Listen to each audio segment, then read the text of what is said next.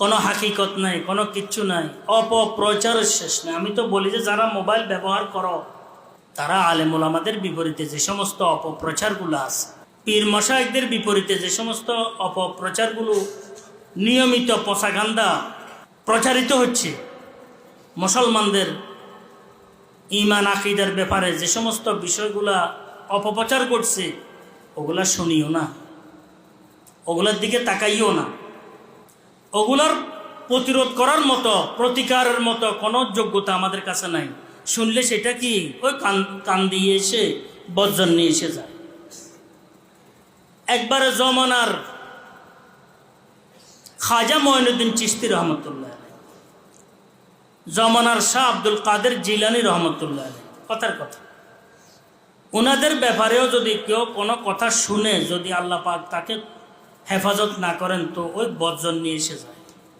বড় আজীব এক কানের গুনাহ, বজ্জন নিয়ে এসে যায়। চোখের তো শাহওয়াতের উত্তেজনা এসে যায় চোখের দ্বারা, কাজে এটাই দুনিয়ার মোহাব্বত এসে যায়, লোভ লালসা বেড়ে যায় দেখার দ্বারায়। ভয়ানক একটি কি আঞ্জাম তার সামনে এসে যায়। কিন্তু কানের এটা আরো ভয়ানক, আরো মারাত্মক। এখন ইমামের ব্যাপারে বজ্জন নি, এখন সে পুলা পুলা ভাব, নামাজে ঠিকমতো আসে না। কি হাজি সাহেব নামাজ পড়েন না যে, আপনি আসেন না যে? আজকে কয়েকদিন দেখি না। মাঝে মধ্যে পড়ি, মাঝে মধ্যে আসি, মাঝে মধ্যে আসি না। কি হয়েছে? কি শরীরগত অসুস্থতা? না, কার পিছনে নামাজ পড়বো, সব একই হয়ে গেছে। শুনেন নাই?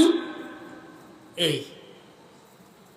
কার পিছনে নামাজ পড়বো, সব একই রকম।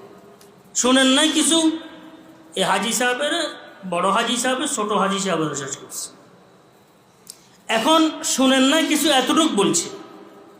ও ইমামের যে আকীদত ছিল সেটা ওর থেকে চলে গেছে।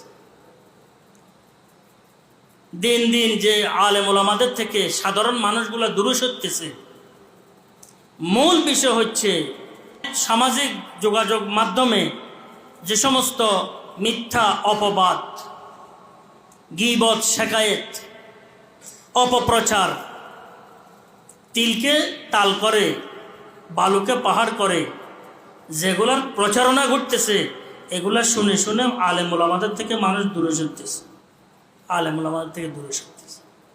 করার কিছু নেই। পাকিস্তানে হযরত রহমতুল্লাহ বলতেন,